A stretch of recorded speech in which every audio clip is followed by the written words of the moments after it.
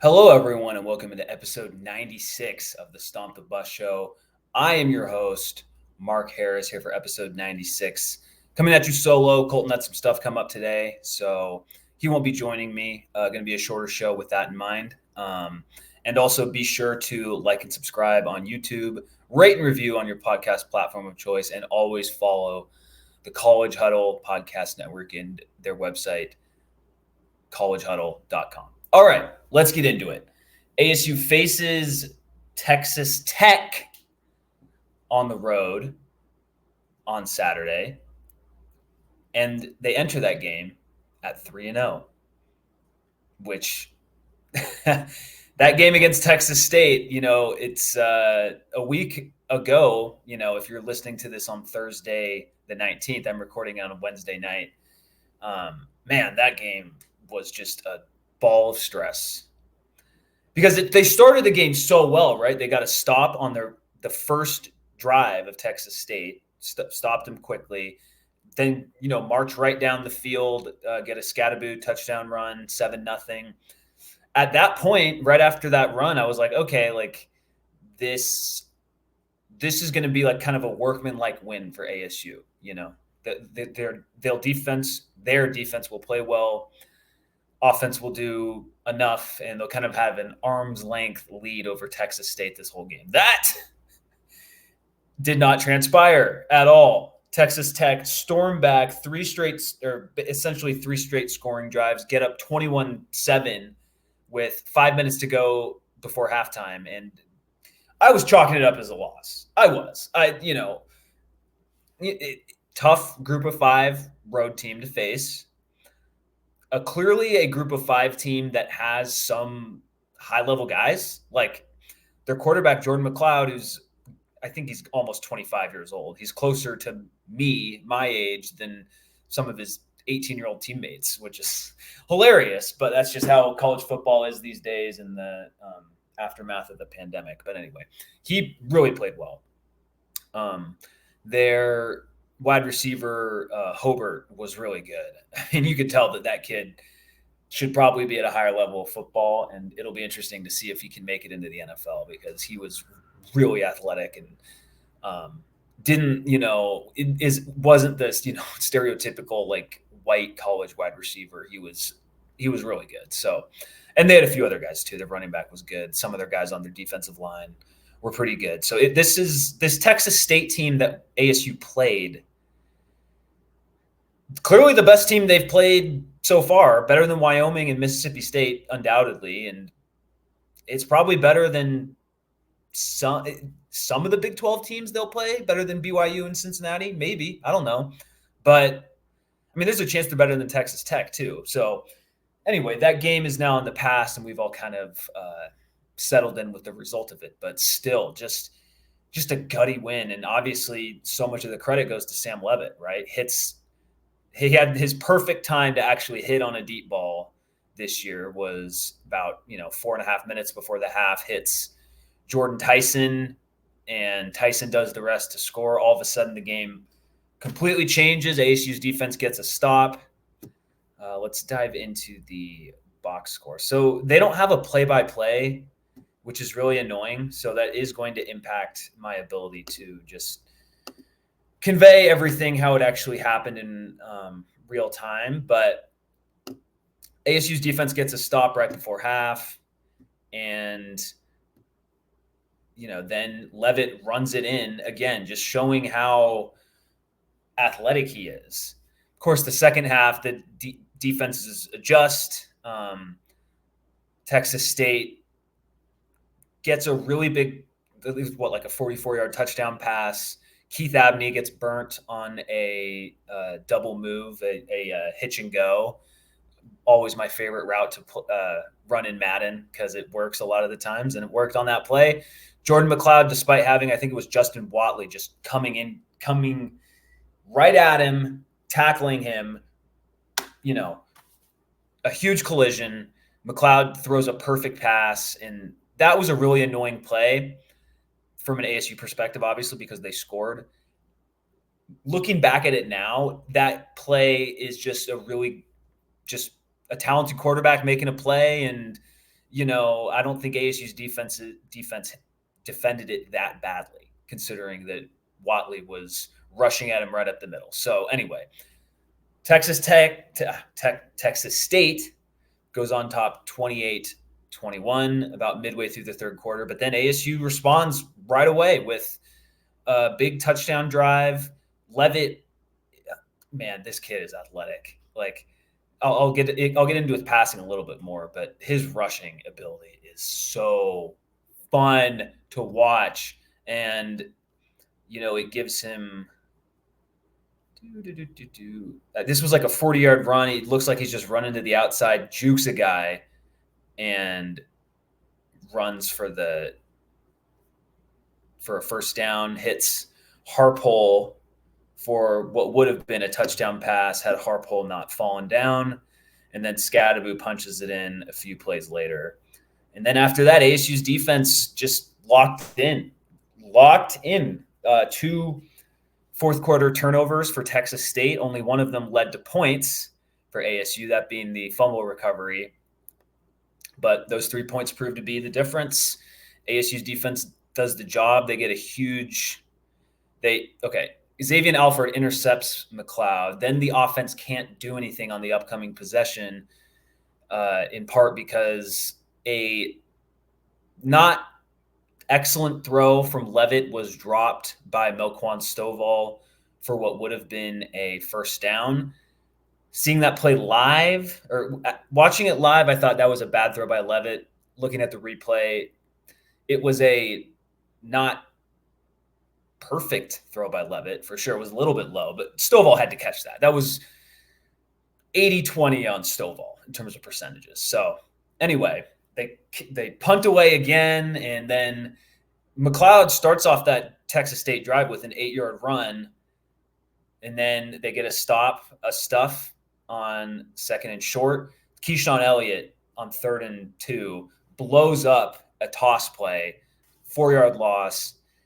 Just an absolutely enormous play in this game for Elliott, who did not have a outstanding game, but you can just see number 44 is everywhere. He's one of my favorite players on this team. Just a difference maker in that he showed up in that play. And then Abney makes up for his past mistake in the game with a batting down the pass to from McLeod on 4th down.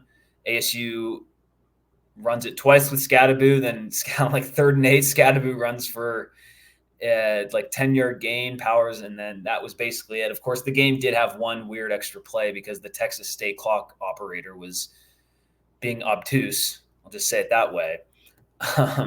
So they had to defend against the fumble play. But wow, I mean, just a real gutty win, showed their toughness. A game where they did not play particularly well for good chunks of it.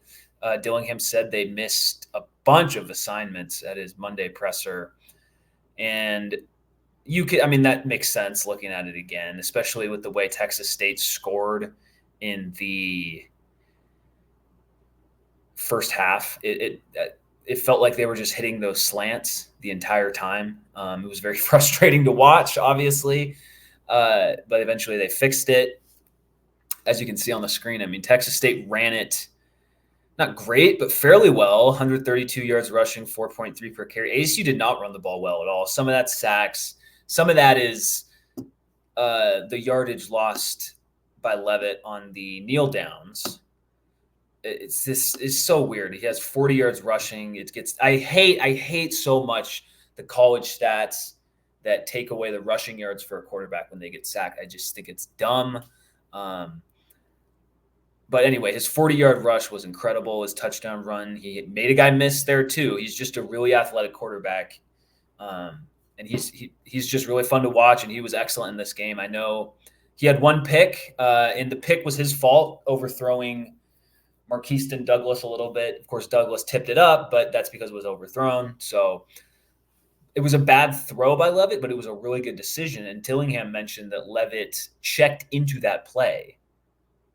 Redshirt freshman, first ever college road game as a starter, 3rd quarter, tie game. He checks into that play at the line of scrimmage, a play that resulted in Douglas being wide open, and he just overthrows it a little bit.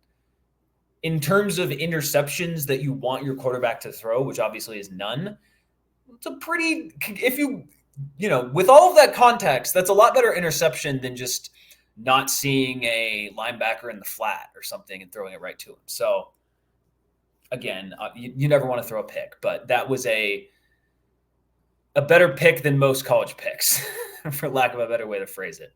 And again, his rushing, and early on in this game, that first throw they had on a crossing route to Tyson, I mean, Leavitt just fired it in there. Perfect throw. You can tell they practiced that play all week, all that stuff, And he found Mateer a good amount of times too, man.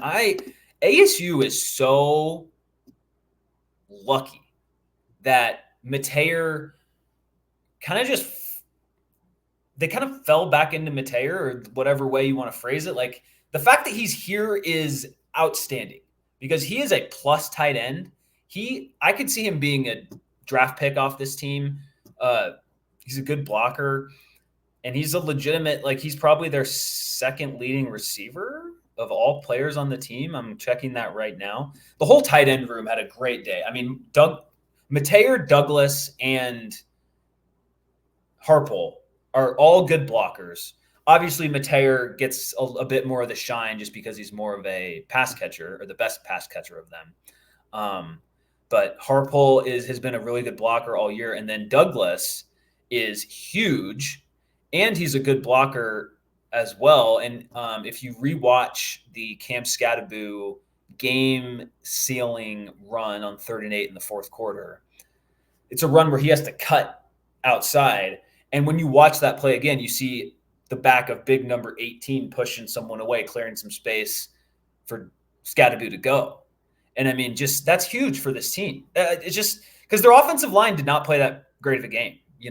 Coleman and Lee Fautanu, who are among probably 2 of ASU's top 5 players overall, potentially, they didn't have a great game. Skattebo clearly was hampered. He had a toe soreness after Mississippi State, and that clearly showed up in this game. Let's see. Yep, Mateer is the second leading receiver. And I mean, yeah, he's clear, and there's clear second most important receiver too, or so far anyway. Because I mean, the Kyson Brown, that was a 68-yarder in garbage time at Wyoming, not the most spectacular play of all time, or most meaningful. It was a good play by him. Anyway, so good game. I mean, just to win that game, to just be 3-0 right now is outstanding. Maybe not no ASU fan would have expected a 3-0 start, but I think if you knew that Texas State was going to be a good team and still very well could be a potential playoff participant out of the group of 5, they looked the part. I don't think they're probably not better than Boise State or Memphis. Got a road win at FSU. How much does that actually mean? UNLV has been really good, so they may not be the group of 5 team that makes the playoff, but they're in the mix. They are absolutely in the mix. So I don't know. I feel a lot better about this team after that game than before, even though it was their ugliest win. The defense wasn't good in the first half, but in the second half, you could tell they just made some adjustments. They settled into the game. They were more familiar with GJ Kinney's system, who, by the way, that's a good coach, man. I hope he doesn't wind up in the Big 12, even though it looks like he will.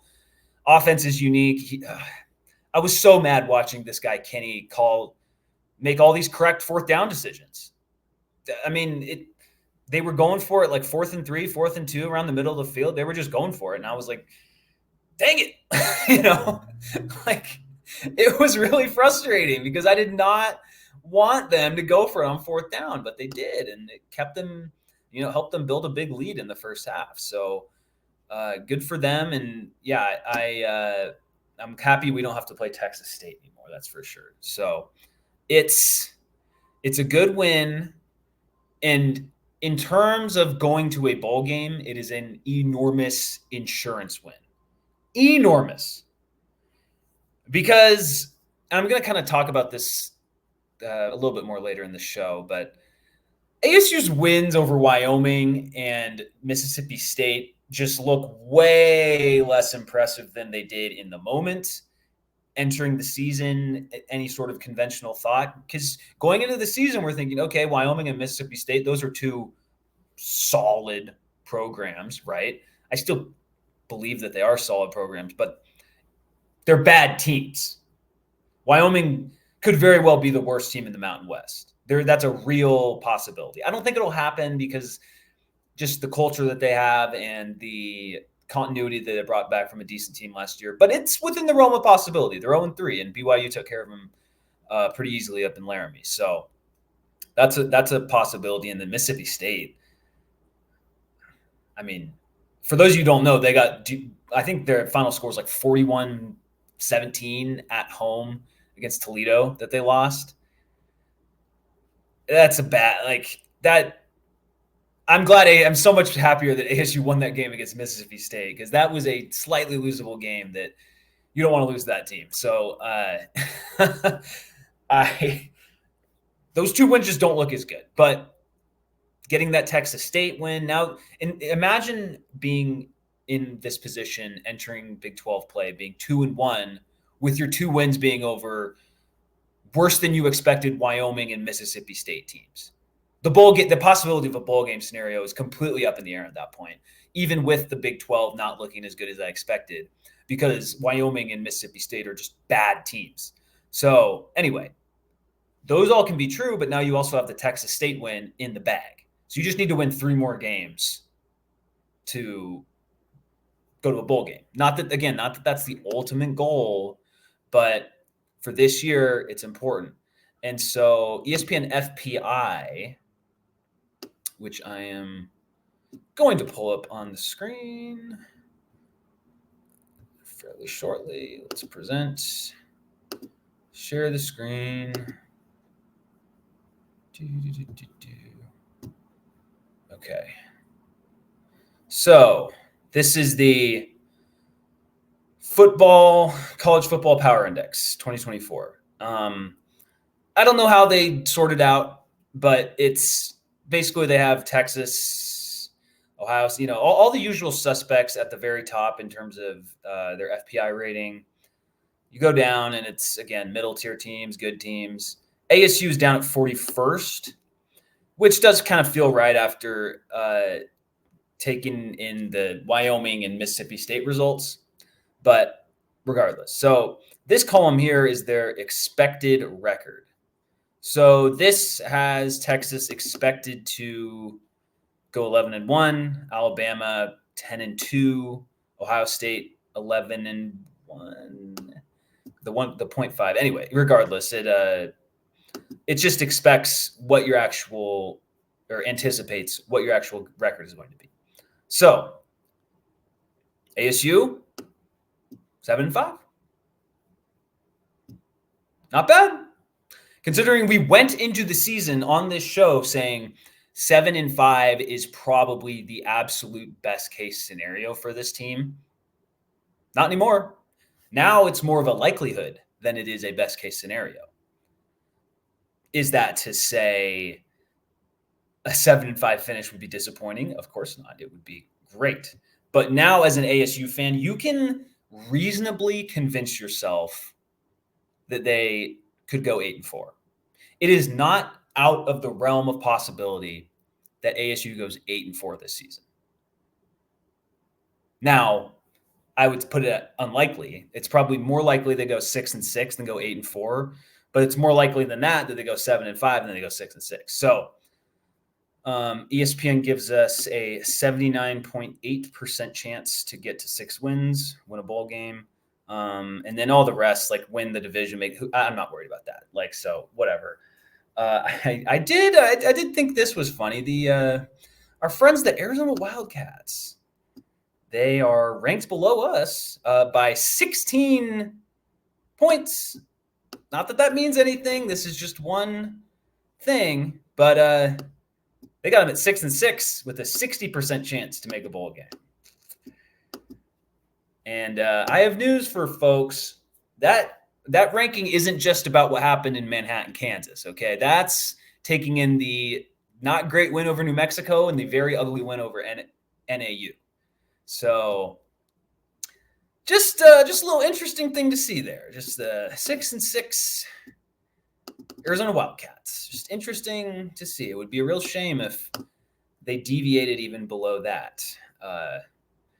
So yeah, and then Sun Devil Source, we have the FPI open.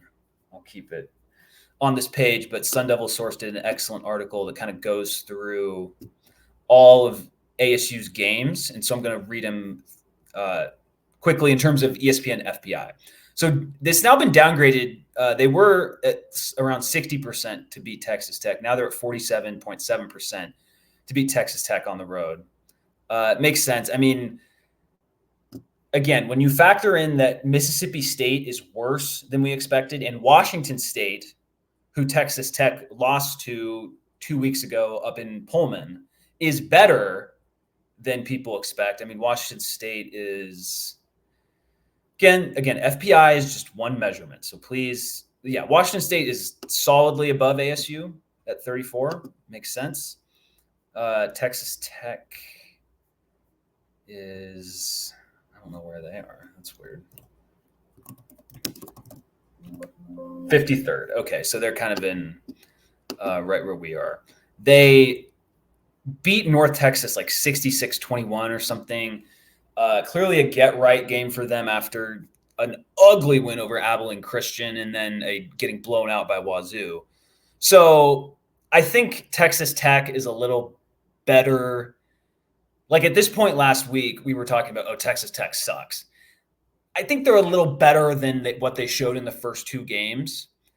But if ESPN sees Texas Tech and ASU as very similar level teams, they have them in terms of the FPI ranking, ASU 4.8, Texas Tech 3.4. So that is a little bit higher. But considering the games on the road and Texas Tech has played a little bit better as of late, that makes sense why their ASU's at 47%. Chance to win.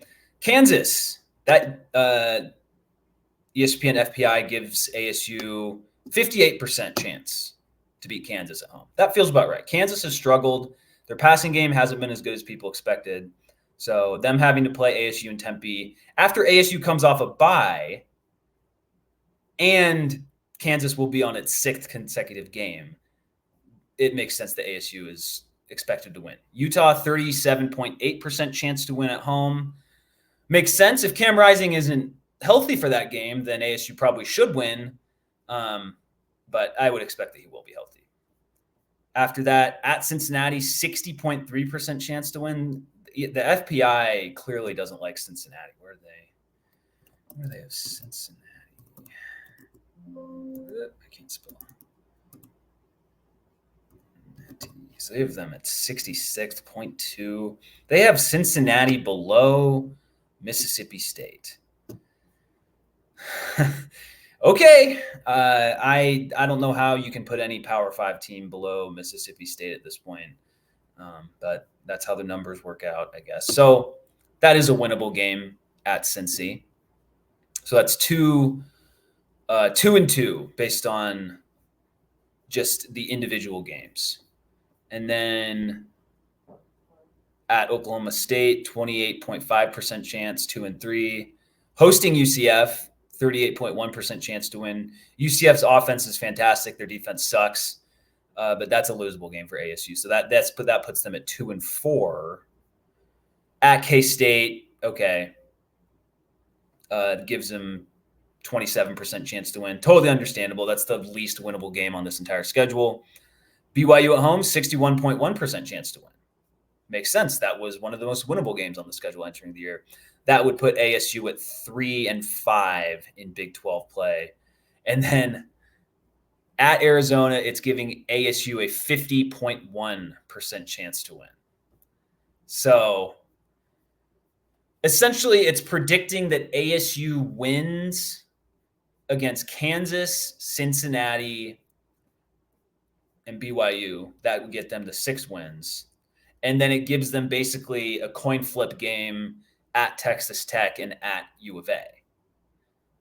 So another big surprise is they think UCF is clearly better than ASU, which I can't totally argue against that.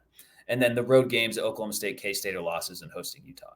So that makes this upcoming game at Texas Tech a pretty big game in terms of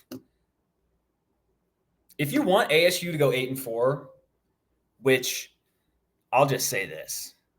If ASU goes 8-4 in year 2 of Kenny Dillingham, they would match the best regular season that Herm Edwards ever had.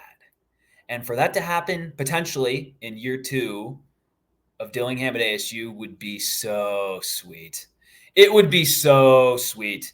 And just for the program to get back to, I said before the season, the goal for this year is to get back to level for ASU football. Getting to 8-4 in year 2, coming off everything that ASU has dealt with, would be better than expected. I mean, it would be much better than expected. And it's within the realm of possibility. Because let's just say it's not going to go exactly like this, but let's just say the FPI is right and ASU loses at home to Utah, on the road to Oklahoma State, at home to UCF, and on the road at K-State. I think you could switch I think that's how I had the game. Yeah, I had ASU beating Oklahoma State to open the season, I believe. So in their in the original predictions that I had, I still think that could happen. We'll see how Oklahoma State looks this weekend. But this is this next little 2-game stretch, 2 games in 3 weeks, by the way. Both games, by the way, where ASU will have more rest than its opponent as well, which I think is an important thing to point out. Not that it, again, guarantees anything, but it's an important thing to point out. So I think these next 2 games, it's very likely that it is not very likely. It is within the realm of possibility and not a long shot that ASU enters the game against Utah at 5-0. It is not a long shot. Now, it's not likely. The most likely scenario over the next 2 games is ASU goes 1-1. But I'm at a point as a fan where, if it's the hypothetical, if someone came up to you and said, hey, ASU goes 1-1 in its next 2 games, or, for any sport, like for ASU men's basketball, if someone comes up to you and says, you can have ASU men's basketball, barely make the tournament, or you can just roll the dice and let the season play out. I would roll the dice and let the season play out. And that's the same thing with this is if someone came up to me and said, ASU is going to go 1-1 against Kansas and Texas Tech, I would just say, let's just let it play out. Because I think it's pretty unlikely they go 0-2 based on how Kansas is playing. And based on how Texas Tech is playing, although I do think that Texas Tech is the more difficult opponent, this is still a winnable game. Texas Tech is, favored. It's a 3-point favorite. It's not some huge favorite. And they looked really bad against the one power conference team they played. So it's on the table. It's just nice to say that, and some of that's just about the Big 12 being worse than expected. But I mean, the fact that we can sit here and not sound completely crazy by saying, hey, a 5-0 start is on the table. It's a good place to be. It's a good place to be. So this is going to be a tough matchup, though, against Texas Tech. Just their quarterback, one thing about him is he's not much of a runner. And so I think that will be pretty helpful. McLeod's rushing ability hurt ASU a little bit in that game. And it's just something you'd rather not have to deal with, So I don't, Baron Morton, his stats are incredible. I don't know how much that really translates to this game because 2 of those, came against North Texas and Abilene Christian, right? Like, let's see how we played against Wazoo. Load. But regardless, like it's going to be a very high-powered offense. Yeah, he 323 yards, 1 touchdown, 2 picks on the Palouse. Like that's not some fantastic performance at all. If ASU's defensive line is at more full strength, I mean, this could be a tougher game for Texas Tech than they anticipate. And I want to get into that a little bit. This is reported by 24/7 Sports' Chris Cartman earlier in the week. So Prince Dorba will return. Huge game for him to return. If the first few games of the year was more running based teams. Texas Tech, I get that Taj Brooks is good. This is a passing team. Okay. So having Prince Dorba back is enormous. I mean, he led the team in sacks last year. You want him back. Even though Elijah O'Neal and Clayton Smith have been playing well, you want another productive body out on the edge there. So offensive lineman Sean Na'a returns. Big. I would like to point out that Kyle Scott filled in very well for Cade Briggs when he kind of tweaked his ankle in that game. And it looks like ASU is going to have Na'a, Briggs, and Scott all available for this game. So that's very good. And just not even for this game specifically, but for the season to have all those guys. Then linebacker Jordan Crook is also scheduled to return. That's very important. I imagine the air raid, Texas Tech, they're going to pick on linebackers a bit. So having a guy like Crook out there, just one more body, one more guy to react is good to see. Looks like Rayleigh Brown and DeCarlos Brooks are both questionable. I think Kyson Brown needs to get more run in this game, regardless of their status. Regardless. I think he's a contributor. We saw it in the first game. He can step in and look the part of a complimentary Big 12 running back. So I'd love to see him get some more playing time. And then Kenny Dillingham said that he is hopeful one of Jacob Kungaika or Zach Swanson will play at defensive tackle. They both missed the game against Texas State, which probably explains a little bit of the rushing discrepancy in that game. And then to have one of them back would be big for this game. I mean, Jeff Clark played with the freaking cast on his hand. So really good to see Jeff Clark back as well. And then unfortunately, this came out today. Nickelback Cole Martin is out for the year with a hip injury. That definitely sucks. Apparently, Kyan McDonald, the freshman, will get more run at that spot as the backup. And right now, Shamari Simmons is playing that as the starter. He had a fantastic game, just knocked someone really quickly in the game. That was really fun to see. It's establishing the physicality there, and then just had a really good game with coverage and tackling as well. So he's someone you want to have out there. I mean, Shamari Simmons is proving to be probably a top 10 player on this team, and it's fun to watch him. So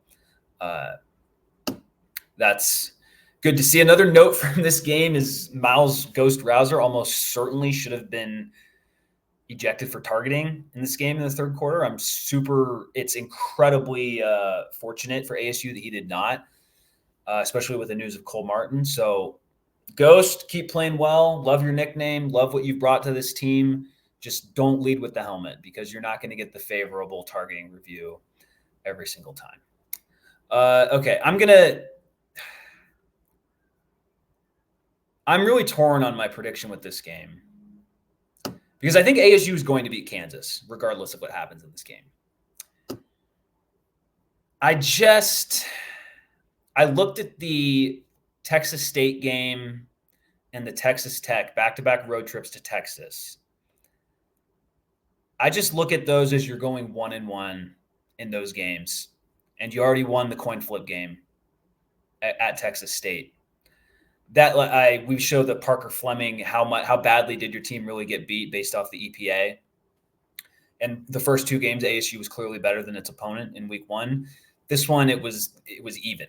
the ASU logo and the Texas State logo were right there. So ASU I said this offseason that ASU needed some better luck in coin flip games to just have a better season. And there it was on Thursday. ASU, like that was a coin flip win over Texas State. So because of that, the lack of quality of Mississippi State and Wyoming, I just can't, especially Mississippi State, I just cannot get that out of my head when it comes to this prediction. And just because Texas Tech is better than they were in the first 2 weeks, I imagine, and has a very good passing offense, right? I think that ASU loses this game. I'm going to say 38-35. I think it's going to be another coin flippy type game. I think Sam Leavitt will continue to grow. I do think there might be a turnover in there that's not great. And I think Texas Tech I think ASU will have a bad penalty on defense, or a meaningful penalty on defense, rather, that helps Texas Tech. I keep almost wanting to say Texas State. It helps the Red Raiders. And then I think Morton will make a few throws. I think Jalen Conyers has a big play.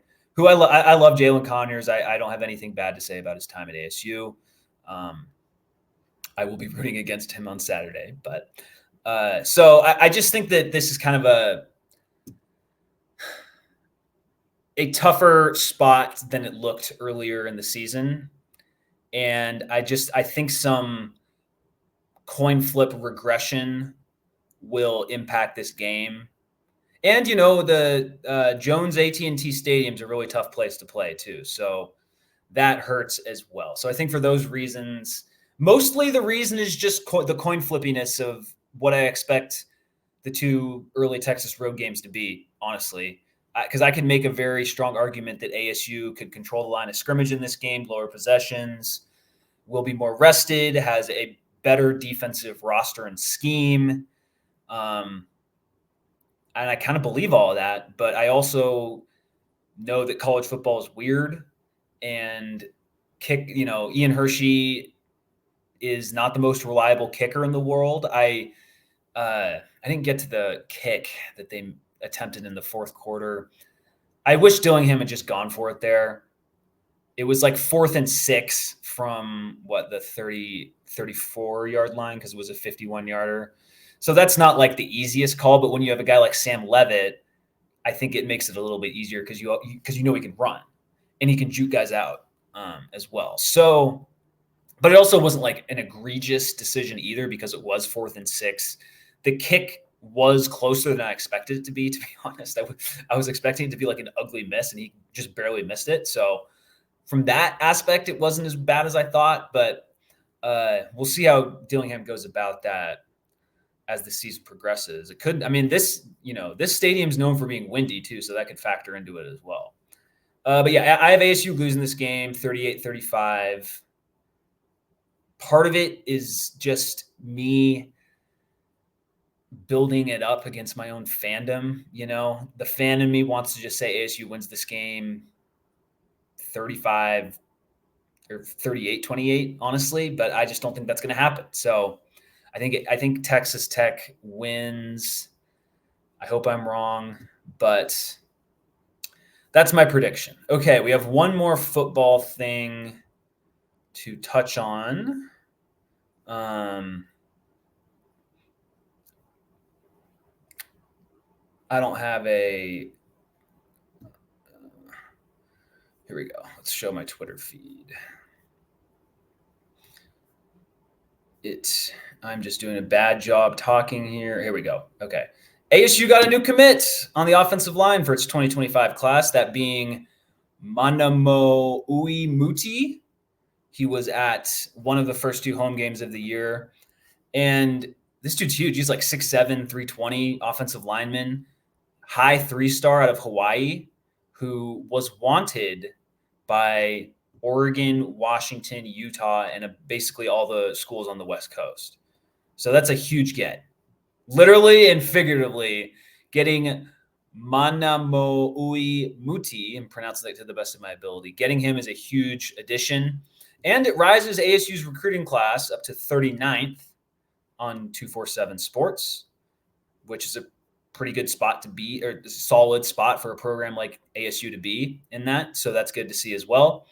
And I think it got him up to like 31st in rivals. So who knows how all that equates. But yeah, that was really good to see. I also want to point this out. It's not easy to beat good group of 5 teams. I had a few people in my personal life be like, oh, congrats on beating Texas State. Congrats on that win. Well, Kansas wasn't able to do it. Mississippi State wasn't able to do it. It's not a gimme, especially if you know it's a good group of 5 team. ASU gets three votes in the top 25 poll. That's all they deserve. They haven't, considering again the quality of competition with Mississippi State and Wyoming, they don't deserve to be in the top 25 just yet. So that's my thought on that. ASU women's volleyball 14th in the AVCA coaches poll. I haven't talked about them much. 8-1 record to start the year, only loss at Nebraska, which is the power in the sport. So that's a good, can't really do much better than that for ASU volleyball, and they are being recognized for it. JJ Van Niel has done a really good job there. What I was looking for was the volleyball. Okay, so we have one more thing to talk about. Just some normal activity going on. The normal reality of ASU being in the mix for another 5-star basketball player, which I still can't wrap my head around because it's just crazy. 2 schools are separating themselves from the pack for 5-star recruit Tuande Yasufu. Tuande Yasufu. That's how I'm pronouncing it. I hope I'm close. It's recent national championship Baylor and ASU. So all I can say with this is the last 2 times last year with Quaintance and Sinone, that it was like, oh yeah, ASU's in the mix for this 5-star, and Colton and I are like, oh, it's cool to be in the mix, but we're probably not going to get him. They just got him. So the NIL money for men's basketball, whether it be through James Harden, some motivated families, and the streaming thing that's coming up, is trickling down to the players, and you love to see it. And you love to see that ASU has the most to spend. It's just weird to wrap your head around. This is such a unexpected thing for ASU men's basketball. It's not historically congruent with the program. And it's not even really recently an expectation with the program, maybe a little bit more because they've gotten Josh Christopher, Bagley, Dort was a high 4-star, but still, this is really impressive to see. So hopefully they can get him. Hopefully they can get Koa Pete. Seems like the Koa Pete steam is realer than anyone would have thought, so that's really hopeful as well. I did see one Arizona media member on their board. Someone was asking, does ASU have more NIL money than us? And he basically his answer was like, oh, well, they're just, this Yasufu kid is asking for a lot of money. And so if you want to pay him that, like some exorbitant amount of money, sure. It's like, that this is what this is all about. It's about who's the highest bidder in a lot of these cases. Like, I don't know. It seems like some people just don't like that ASU happens to be in that group, and it probably does explain why this guy, he canceled trips to Kansas, Kentucky, and UConn. Like, those are all better schools, but than ASU. I'm not blind in that regard, but it is nice to just in college, in men's college basketball, at least, to be really fishing with the big boys for this top talent. And man, it's still hard to wrap my mind around Quaintance and Sinone being here. I retweeted some of their highlights from ASU men's basketball onto the page today. They're both, really highly regarded freshmen, and it seems like that train is going to continue running. So it's good to see. All right. Thank you for listening to this episode. Please like and subscribe, rate and review, and follow the College Huddle podcast group. We will be back sometime next week, probably with Colton on the show. Isn't as much of a time deadline because ASU will be on its bye next week. Let's check that actually. Will ASU be on its bye next week? I'm 95% sure, but I want to be 100% sure before. Yes, ASU will be on its bye next week. So hopefully I'm wrong and ASU enters that week 4-0 instead of 3-1. But the fact that it's either one of those two records is a fantastic place to be, considering the state of this program from a big picture perspective. All right. Thank you for listening. Go Devils, baby. Let's get to 4-0. Prove me wrong. Prove my cynical brain wrong.